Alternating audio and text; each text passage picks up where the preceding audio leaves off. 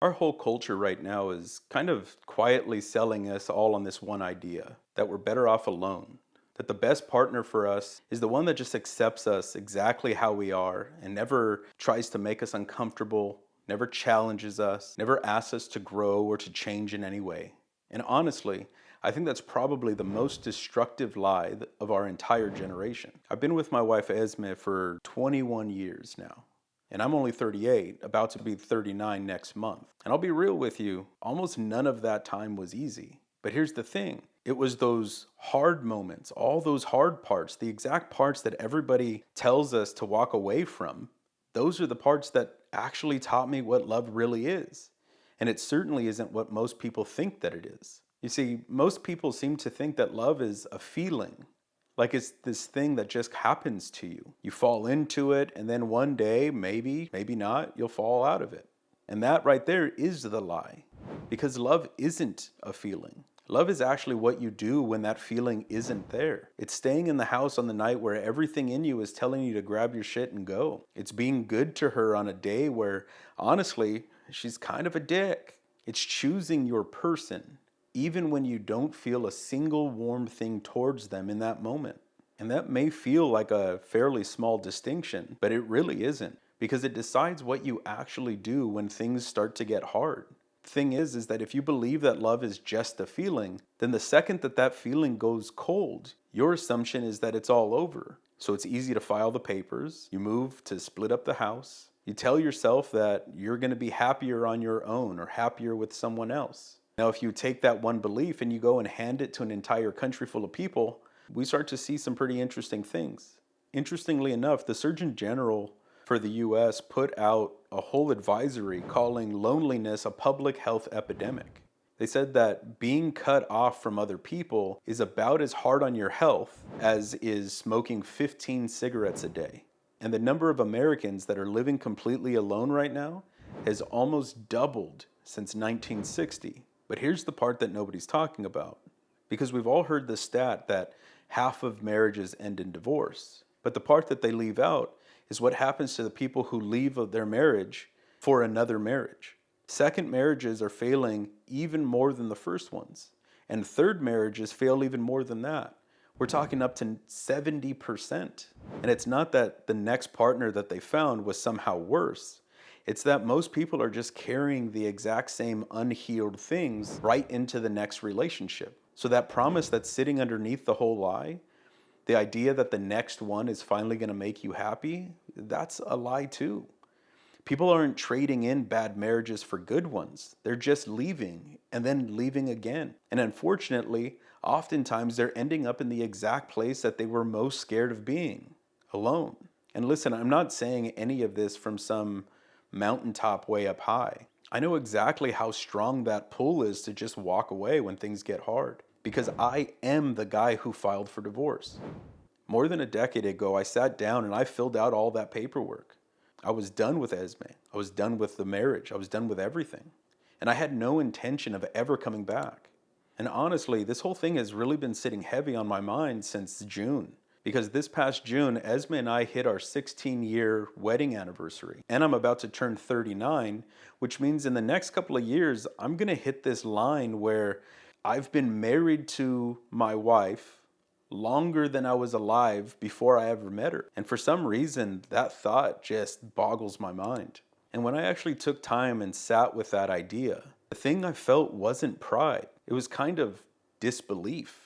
Because there was this stretch where our marriage wasn't just struggling, it was dead. I had filed for divorce, I had moved out, and by every reasonable measure, I should be one of those inside of that divorce statistic sitting right here, right now. Probably on my second or even third marriage, doing the exact thing that I just told you that so many other people are doing. But praise be to God, I'm not. And I'll tell you why. But in order to do that, I got to take you back a little bit, because I promise you, I was the last guy on earth that should have ever been able to pull any of this off. Because I didn't grow up in a good marriage to model myself after. My house growing up was super cold. It wasn't a place filled with love and warmth. And Esme's childhood, that made mine look like a Disney fairy tale.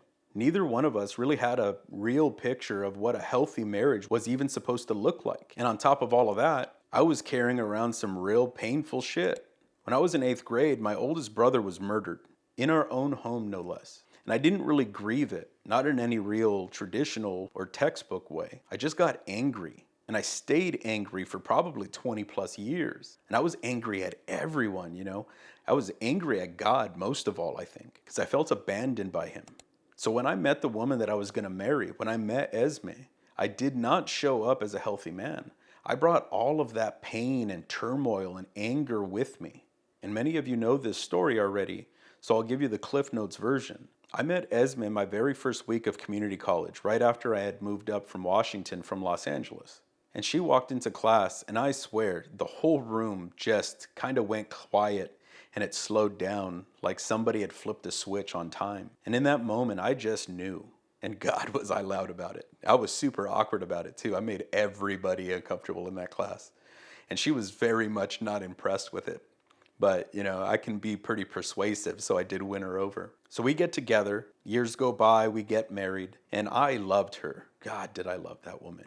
I still do. But I was so angry, and I was impossible to live with. And I wasn't angry at her, but she was living in the blast radius of every single trauma, every single ounce of pain that I just hadn't dealt with. And then when her financial aid was cut off in her last year of college, we needed money. So I decided to join the army to pay for it. And I ended up leaving for the better part of 2 years, having only seen her maybe 3 or 4 times during that period of time. Now, in my head, I was sacrificing for her. I was doing what a man was supposed to do. But in her head, I had just abandoned her. I just left her alone to figure out life on her own. And the messed up part is that we were both right about that. And that wound took us the better part of 10 years to even start to figure out how to close. So by the time I finally get home, we're done. Not sad done, just done. We couldn't be in the same room together without fighting. It was just years of compounded resentment and frustration and things that we just never addressed. And so I was over it and I left and I filed for divorce. And here's the part that I still can't really explain to this day, because even though we couldn't stand each other, even though I was there filing paperwork in my friend's house to end my marriage, Esme, for some reason, just kept fighting to keep me. It seemed like every ounce of hurt that I had, she had somehow matched it with this stubborn refusal to just let me go. And it made no sense to me. And honestly, the only explanation I've ever been able to land on is God. I really believe that he put that fight in her. I believe that if we had actually gone through with that divorce, it would have pulled us both off the road that we were supposed to be on. And so he gave her the strength to hold on at a moment where holding on made no sense. And you can't really see that kind of thing when you're standing in the middle of everything. You can only really see it when you're able to take a step back and look at the whole picture. And that tenacity, her drive, is really what set up probably the most important night of my entire life. Because towards the end of the paperwork filing, we had agreed to meet up for dinner to kind of go over every last minute thing. And we ended up sitting down to end our marriage, but our conversation took an odd turn and we never actually talked about that. We talked about what we were scared of in life and what we still wanted out of it. We talked about our hopes and our dreams and what our plans were for the future. And for the first time in years, we had actually found a way to be curious about each other again. And shortly after that, I ended up getting a phone call at work. It was Esme telling me that she was pregnant. And every single plan that I had built for this life without her, it just blew up right in my face. So we ended up meeting back up, and there's the decision that changed everything for me. Because this whole time she had been choosing me, she had been pushing to keep me. But this time the choice had to be mine. Because it is true that I was done, but I was still willing. And so I decided to put my own anger down to go and pick something bigger up. And at the time, I thought that was the baby. But it turns out it really wasn't. The bigger thing was me signing up for years of really slow, really hard repair. It was me choosing to love my wife, even in those very long stretches where, honestly, I didn't even like her. And that decision that was made at the lowest point of my entire life, that's where I actually learned the thing that I opened this whole video with. Because I told you that love is a choice. It's not a feeling. And I stand by that. And now you've seen what it took for me to actually learn that lesson. So let me tell you what it really looks like when the cameras are off. It looks like staying at the table when the old me would have just walked out. It looks like doing the dishes for a woman who I'm extremely annoyed with. It looks like choosing her on a cold day and just trusting that the warmth is going to come back on the other side of that choice. And I'll tell you, it does. Because that's the whole thing. You cannot build a life on a feeling that comes and goes. You have to build it on a promise. And as cliche as it may sound, love really is that promise. Love is you saying, whatever this ends up costing me, I'm going to keep choosing you on purpose, intentionally. And I know many of you may be thinking, so what? Am I supposed to just stay and suffer no matter what? No, I'm not saying that at all. I'm not talking about abuse, so I want to be clear about that. If you're in danger, that's a totally different dynamic, that's a totally different video, and a totally different conversation, and you probably need to get yourself out of that situation. I'm also not talking about marriages where one person is holding the other one in complete contempt, where you're being made to feel like garbage, like you're worthless day after day. That's not a rough patch, that's actual harm, and that's not what this video is about either. I'm also not talking about those marriages where one person just outright refuses to do anything to help the marriage. Because that's not a marriage you're failing to save, That's a person choosing themselves over the both of you. And you can't love somebody into partnership. It just doesn't work that way. But I am talking to those couples where both people are there and they're at least willing to try. Because if love is you choosing your person, even when you don't like them, then who you actually pick to make that promise with, that's one of the biggest decisions of your whole life. And this is where I think the culture gets it completely backwards. It tells you the right partner is the one who just takes you exactly as you are right now, never asks you to change. And that sounds really loving, it sounds very accepting. But it's a trap, because a partner who only ever accepts you as you are is going to leave you just as broken as the day that they found you. What you actually need is two things at once. You need somebody who loves you just as you are right now, but who is also going to call you out on your shit when you need it the most. And it's going to be uncomfortable, but they need to be able to do it respectfully. Someone who's not going to let you stay small, but who's also never going to make you feel small while they're helping you grow. And that only works in a place where you can actually drop your act. Because we all kind of wear a mask out there in the world, right? We all kind of shape ourselves to fit whatever room we walk into, even when that room is kind of pulling us a completely opposite direction of who we really are. But home is supposed to be that one place where you can finally take that mask off. And here's the real test of your person. Because when they cross a line, and they will, when they say the thing that makes you feel judged or makes you feel less than, are you able to walk back in there and say, hey, what you said, that really hurt my feelings, instead of just losing your temper and burning down the whole house? Can you have that soft conversation? Can you take that mask all the way off in front of them and say, this is me, and right now I'm in pain? Because that's what presence buys you. It's the safety to be fully yourself and still get pushed to grow and to fix it when one of you gets it wrong. But I'll be straight with you. You don't do this work one time and then graduate. I didn't fix my marriage a decade ago and then just coast from then on out. We're still in the middle of it, actively. Every year we go visit my wife's family for 4th of July in Eastern Washington. And on the drive home this past 4th of July, with the kids hanging out in the back seat, well within earshot, Esme and I got into this very long, deep conversation about what we actually wanted out of our marriage. And through that conversation, we realized that we had both been focused very much on communication, but that we actually meant different things when we used the word. So it ended up being that we were both asking each other for something the other one literally had no understanding of. And this particular miss, I think, was on me, because she had been asking me for more communication, and I took that as clear communication. And so I had been telling her very plainly, very pointedly, exactly what it was that I was needing from her. But that was coming off to her like a demand instead of an invitation. And so she felt like she was getting backed into a corner. So after that conversation, I've changed the way that I'm asking for my needs.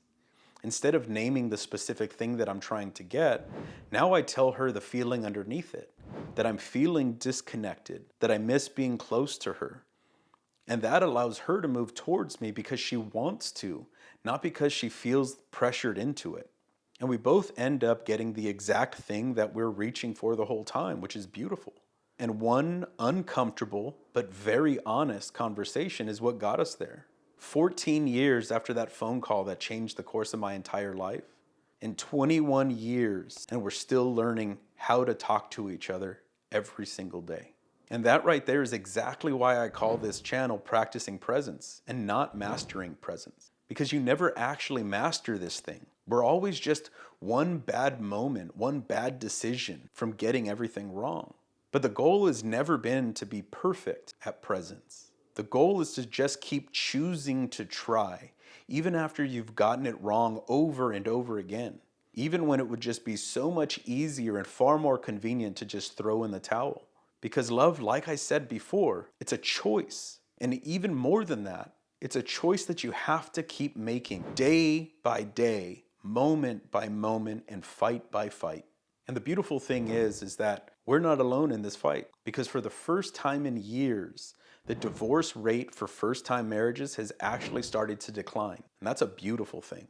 And to me, that says a whole lot of us are out here quietly rejecting what culture keeps trying to force feed us. More and more people are choosing to stay and do the hard work, even when it would be easier to just walk away. And looking back at all of this, the anger, the night I filed for divorce, the dinner that ultimately shifted the entire course of my life, the phone call that really solidified that shift, all these years of slow repair that followed. There's one thing that I think that I got more wrong than anything else in my entire life. Because for 20 years, I was certain that God had abandoned me when my brother was murdered. But I don't think that could be further from the truth. And I'm not saying this as just some feeling. I say it because I see a pattern now, all these years later. Because every single place that my story seemed to have been at its end, it just didn't end. Esme was fighting for me even though it made no sense, and she also wanted out in many ways. A dinner that was supposed to bury us ended up bringing us back to life. These things just don't make sense. And I couldn't see any of it while I was in the middle of it. But when you step back and you look at the whole thing, there's only one explanation that I've ever been able to come up with: God. He was carrying us the entire time. And the funny part is that his love worked exactly like the love that I've been describing this entire video. His love was a choice to freely give to us and never once waited for us to deserve it or even to notice that it was even there. You know, recently, one of my closest friends in this world, he sent me a text that I have not been able to shake. And I'll just read it for you. He said, "Hey brother, I saw this today. A man asked God, 'Why did you let me be in pain and lead me through so much darkness?' And God said, 'So you know the way out when I send you back in for someone else.'" And that right there is really what I'm trying to build here with Practicing Presence. It's me willingly walking back into some of the worst rooms of my entire life because I finally know the way out of them. And I'm going back in to try and get whoever is still stuck in there. And that's what every one of my videos is about. Every single one of them is a door into one of those dark rooms in my marriage. I open it up, I walk in willingly, and I go looking for the person who's lost in the exact kind of dark that I was. And this video, this whole story, it's the front door to all of it. So here's the one thing that I'm gonna ask each of you guys to do. If you're in the middle of it right now, if you're fighting for something that's just worth keeping, just leave me one word down in the comments: practicing. That's it. That way I'll know that you're still down there, somewhere in the dark, and I'll come in and find you. Cheers.